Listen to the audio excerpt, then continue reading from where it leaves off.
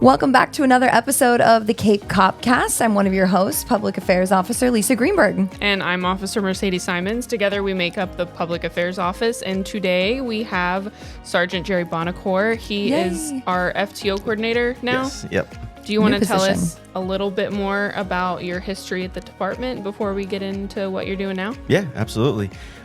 Started with the department in 2012. Did my first 7 years on the road, my first 6 on nights. I made the SWAT team in 2014, so I've been on the SWAT team for 11 years now.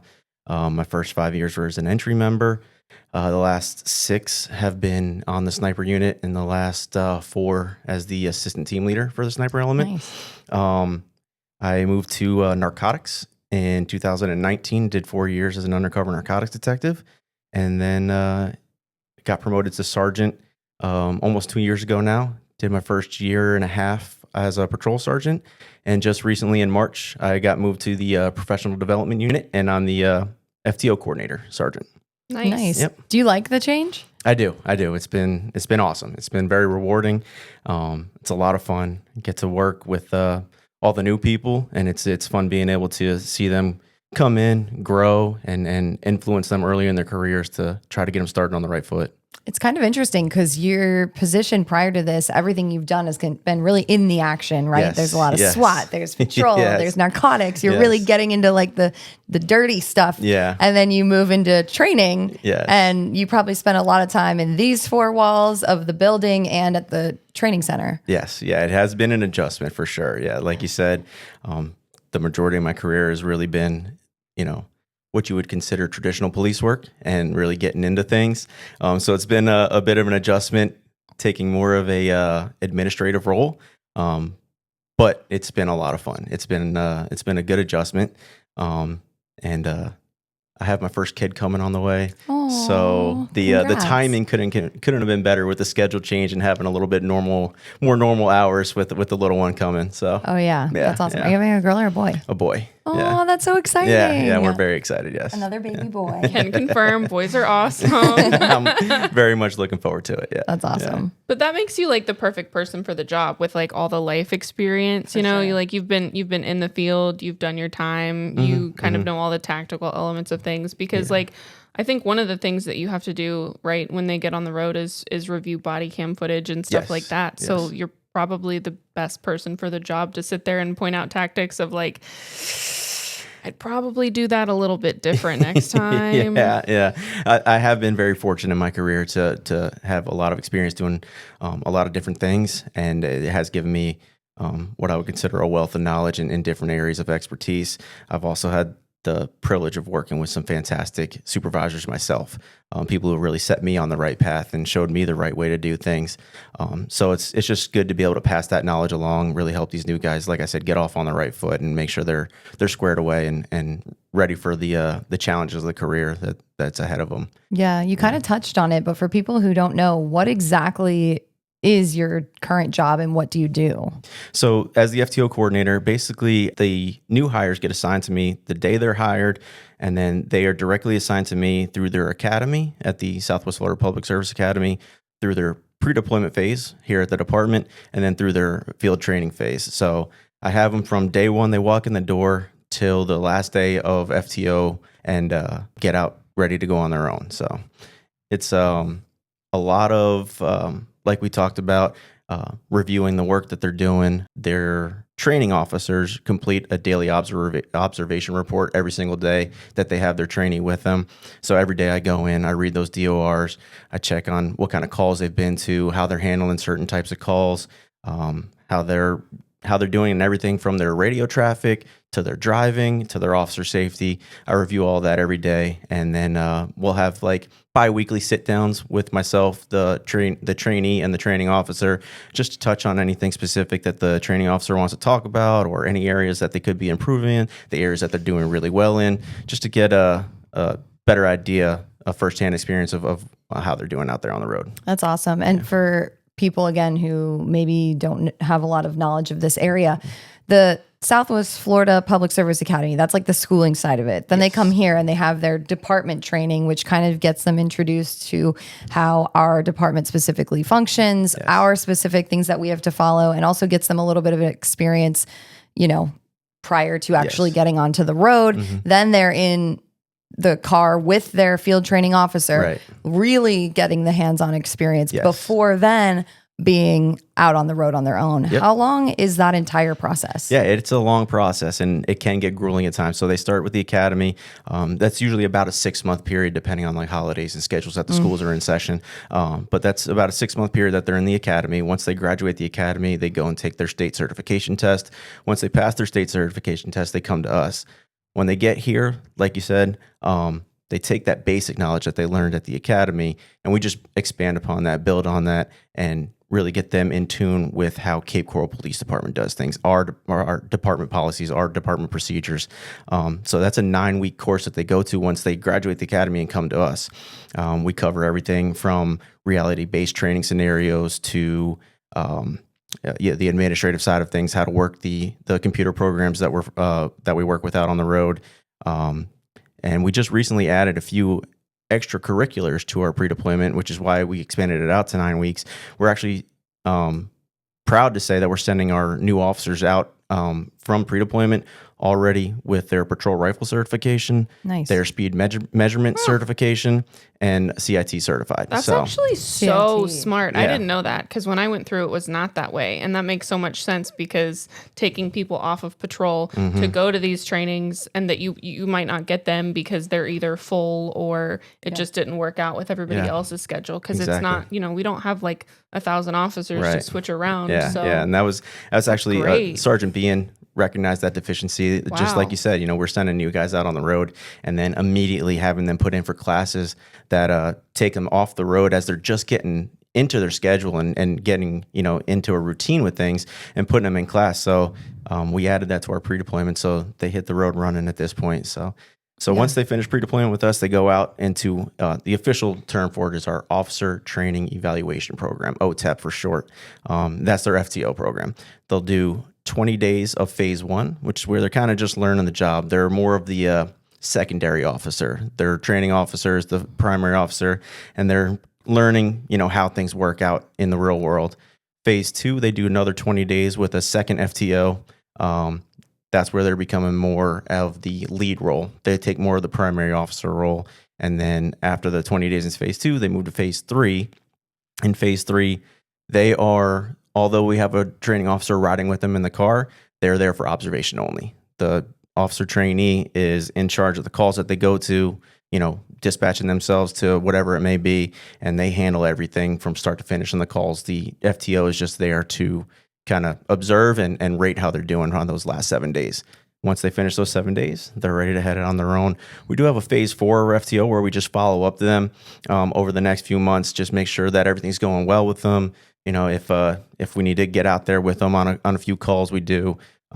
Just a follow-up phase to make sure everything is being retained properly and that they're doing well and set up for success. That's cool. Great. Yeah. It's awesome. It's really necessary to make sure that officers are safe to go out on their own, because we don't have the ability to, go back after we make decisions that could potentially harm you or somebody else. So that's why there's so much training, is making sure that everyone is truly squared away, at least as best as they can be, right? You're always going to go to different calls and things that you haven't experienced before. You might not know what to do, but having the basic safety down is so important. You can look up whatever state statute you need later, but being able to go make those split-second decisions and have the training to back you up is really what's crucial, which is why we have so much added. Absolutely. Yeah. Those split-second decisions, like you said, that's really what we want to get them ready for in those pre-deployment and then the OTEP phases.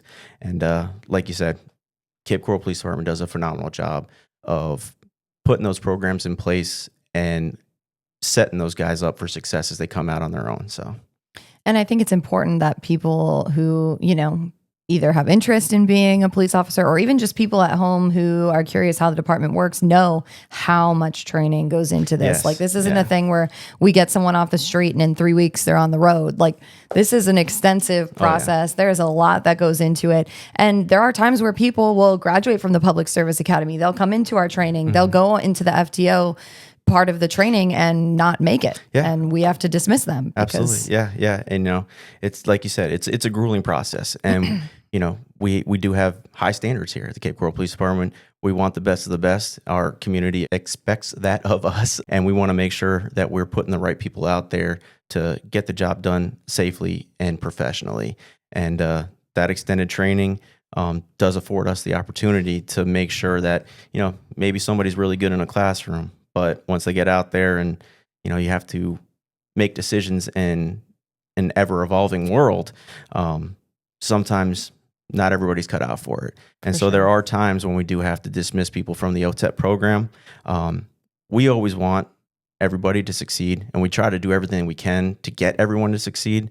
But in the end, we got to make sure that we're putting quality officers out there and upholding the standards of the department. For sure. And I think it's one thing, like you mentioned, for someone to be in a classroom setting and say all the right things. And when, the tensions aren't heightened and all of that in a controlled setting to know what to do. But it's when you're in the moment and there's tensions are high and things are getting crazy, knowing and falling back on the instinct and that instinct is the right thing. And we let our officers know, even when they finish the OTEP program, you're still going to be learning. Like it's a common phrase to say, you don't really know how to be a cop until you've done your first 3 years, because there are so many variants of circumstances and situations, and everybody's going to react differently every time you go on a call, even if it's the same call type.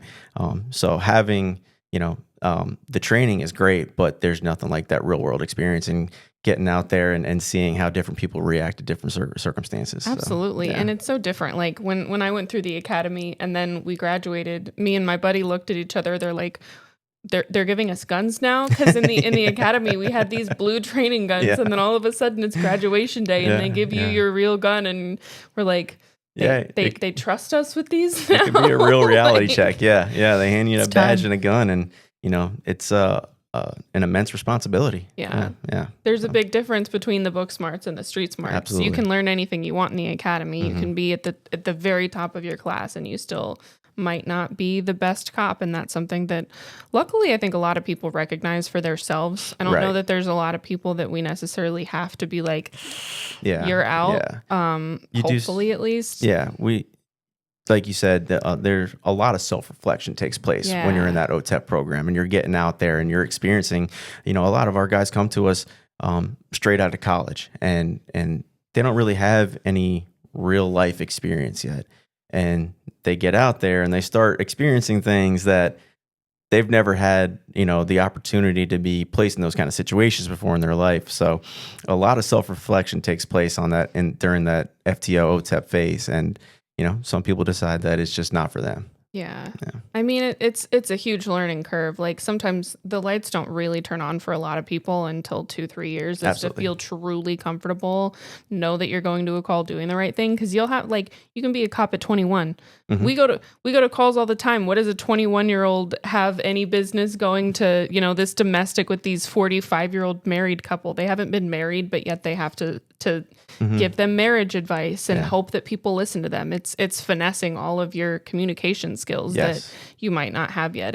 There's a lot that goes into it to really make a successful police officer that goes past what you do. Yeah, absolutely. I think you said it there with the communication skills, and that's something that we try to build upon in the pre-deployment and in the OTEP phase. Is we can teach you policy and procedure all day long, but if you can't talk to people, you're not going to excel at this job. And so we do a lot of that reality-based training, and we try to put them in uncomfortable situations during that training to build those communication skills and give our officers the verbal equipment, would you say, that they can use that on the road to solve a lot of issues, instead of having to use their tools. So, yeah. Hey, that is, I mean, maybe you guys know, like, came from Maryland where they had like all these use of force retrainings. But one of the actually most efficient things that they said is your first line of defense is actually your verbal communication. Absolutely. That's the first tool in your tool belt that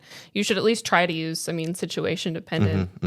But Yeah, no, you're 100% correct. You know, if we can handle a situation just using our communication skills, that's always going to be the best outcome. And so we, like I said, we try to instill that upon our guys and make sure that they understand that that's an important step in the process. It should be the first step, and it's a very important one. So, have there been a lot of recent issues with anything? we're very fortunate here in Cape Coral to have an extremely supportive community. Yep. So we don't deal with a lot of the unrest that some of the other areas of the country experience, and we're very fortunate in that. So no, we haven't seen a lot of issues. Of course, there's always going to be mistakes. You know, things happen. Things happen super rapidly out there. You know, a lot faster than someone who's sitting at a desk watching the video can really process how those situations go from bad to worse really quickly out there on the road. So, you know, we're all human, right? And mistakes are made. But again, I think we do a phenomenal job here of giving them the tools to get out there on their own and the experience and understanding of how to handle those situations. And beyond that, when those mistakes do happen, we have a phenomenal training unit who's able to bring those people in, have the proper conversations, the proper remedial training or whatever it may be to make sure that those issues aren't a continuing thing. We take care of them immediately. We recognize them quickly, and we take the actions that we need to correct any potential mistakes.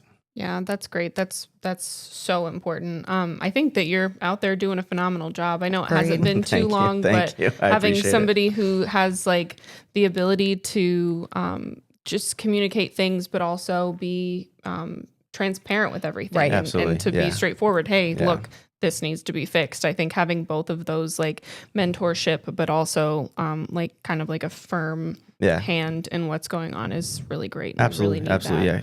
Like you said, you know, again, communication is key, and I think it's super important that when we're talking to the guys and covering issues, that we are straightforward with them. You know, hey, you know, this is what you did wrong, but this is how we're going to fix it. You know, we try to have those conversations be productive. You know, we don't want to have just meaningless conversation just to have the conversation. Right. We want to make sure that they're productive and that we're correcting those issues, and that not only are we correcting the issues, but the officer also understands why. They get the why of why we're going over it or what the issue was. We want them to understand it, because when you understand something, you're much less likely to make that mistake again, as opposed to just, hey, you did this wrong, do this next time.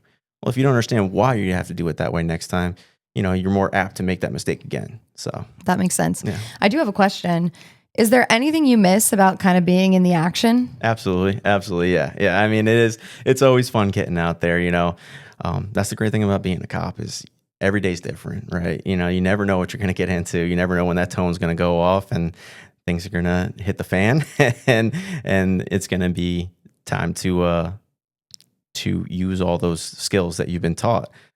So you do miss that sometimes. You miss the adrenaline dumps and the camaraderie that comes with being in those situations. You know, you deal with certain things as a police officer that 99% of the population will never have to deal with, and you do form bonds. You know, going through those things. You know, I'm not going to equate it to the military because obviously they go through a whole different set of circumstances, but that brotherhood, that family, that community that you build going through those experiences that not everybody goes through is a special thing. So you do miss getting into things like that and having those experiences with your buddies. So yeah, at least you still have SWAT. It's not like you know, it's not like you're just sitting behind a desk all the time. You get to go out and have fun and that's something that I love doing. I've been on the team, like I said, for 11 years now, and I love every second of it. Yeah, I have no intention of coming off the team anytime soon.